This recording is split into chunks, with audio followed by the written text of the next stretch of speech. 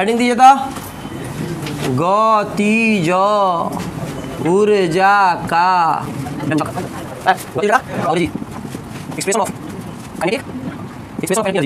गतिज ऊर्जा का व्यंजक। कट गया, बहुत अच्छे। अब कोनो ऐतराज ना रही, कोनो ना कही कि सर देखिए गर्मी लग रही है, अब कैसे वाह 19 कट ले कोनो दिक्कत नहीं। यहाँ से हम काट देंगे तो कहा अरे पैसा लिए तो पैसा दिए, हाँ पैसा में कटाई। गतिज ऊर्जा कल फॉर्मूला बताया था वर्मा, K = 1/2 mv²। K का मतलब होता है गतिज ऊर्जा, कहीं कहीं K.E. लिखा होता है। 1/2 m है द्रव्यमान, अभी है वेग। तो यही चीज़, यही फार्मूला हमको प्राप्त करना है। ध्यान से सुनिएगा। सबसे पहले यहाँ कोई वस्तु पर विचार करता रहा, कौन सी पर, जिसका द्रव्यमान क्या है, m है, और वस्तु विराम की स्थिति में है। वस्तु विराम में है, विराम में का मतलब रुका हुआ है, तो कौन सी जीरो,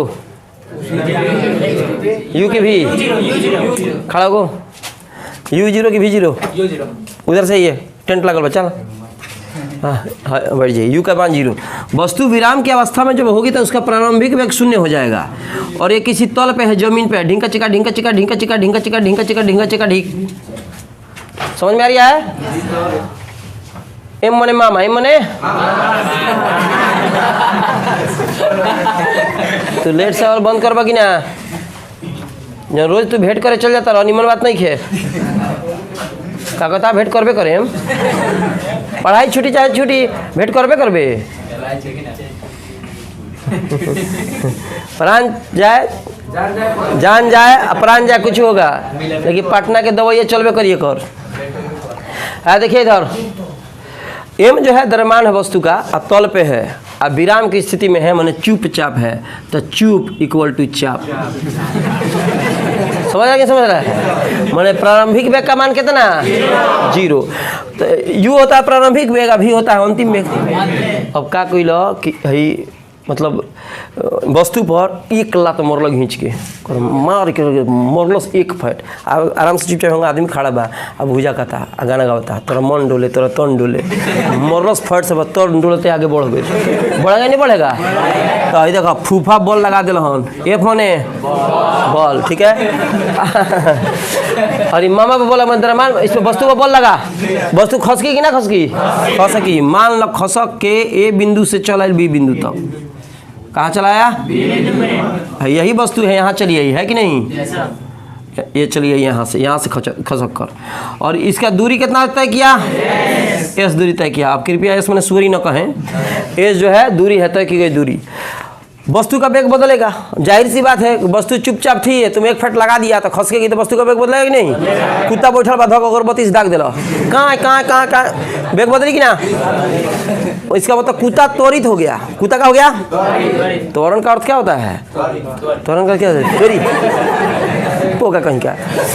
बाइक देखे हैं, बाइक में देखिए एक एक्सेलेरेटर लगा होता है, चेकदार महोदय देखो ने, हम इन्हें पढ़ाते हैं, तुमका गोलिया पर उनका लोलिया खराब कर गोदना गोदता रहो, आजा है आजा चालू करो, गोदना गोदता है राजा चालू करो, बोका कहीं का पढ़ावा तो नहीं कहता क्या गोलिया देखा मैंने टिंग टिंग टिंग, और वो गद आइल बा कहता गोद गोद गोद कहता है कहीं, देखिए ना यहाँ देखिए बोका कहीं का, तोरा से कहा तो ध्यान दी है, पूछे तुरंत तोरा से, चलिए हाँ यहाँ से गया वस्तु यहाँ पे कितना दूरी तय किया।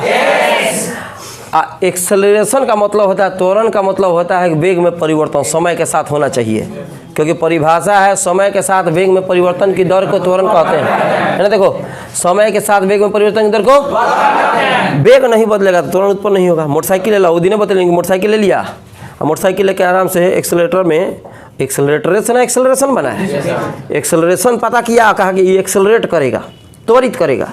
जहाँ कोनो आदमी बैठल बा आराम से 50 की स्पीड में मोटरसाइकिल चलावता, त्वरण उत्पन्न करेगा नहीं। 50 के स्पीड में चलाता वेग में परिवर्तन होते नहीं खे, 50 की स्पीड में भागते जाता, जब वेग बदलेगा नहीं तो त्वरण उत्पन्न करेगा नहीं। तो क्या कर मारल सकन पट्टी पे एक चोटा कहीं का, वो बड़ा से देखा तनी तो 50 की स्पीड में भागता रहे, बगल में से बैलगाड़ी हिला लेता रहे सन, तनी एक्सलेटर ले तो ओकरा के अंग्रेजी में कह दे हिंदी में कि हई जन दुपहिया चालक बा ओकरा के त्वरित कर तो मोटरसाइकिल रोके एक लापड़ मारी।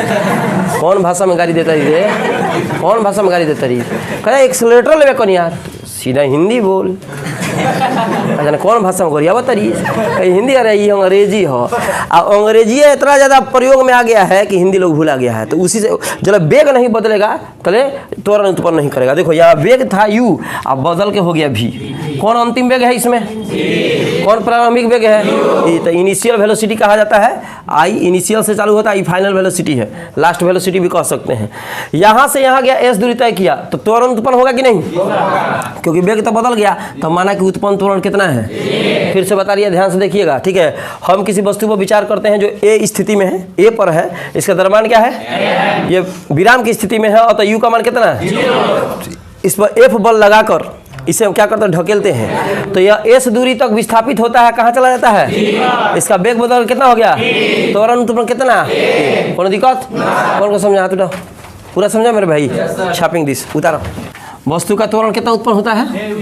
ये उत्पन्न होता है, ये उत्पन्न होता है। चलो इधर ही बनाते हैं।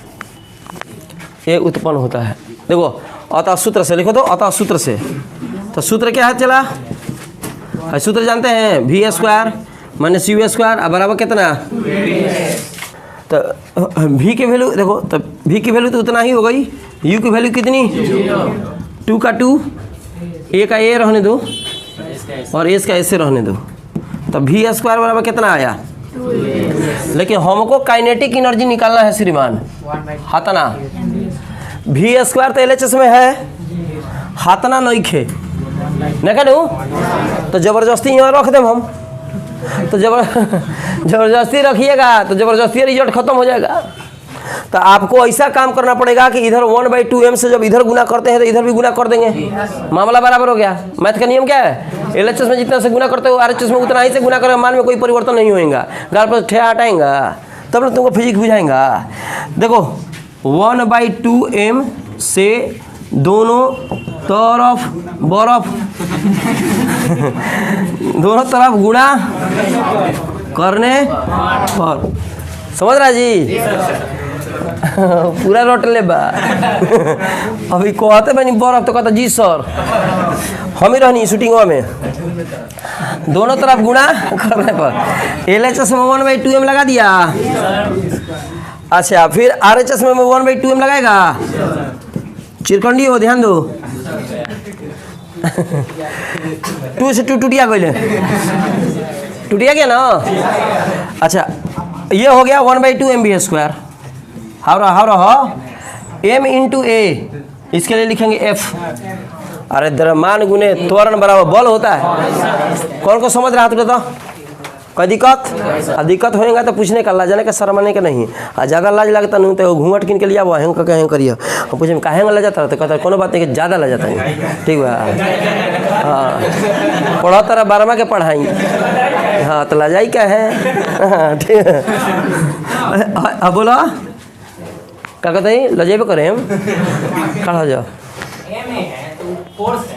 हाँ ये फोर्स है,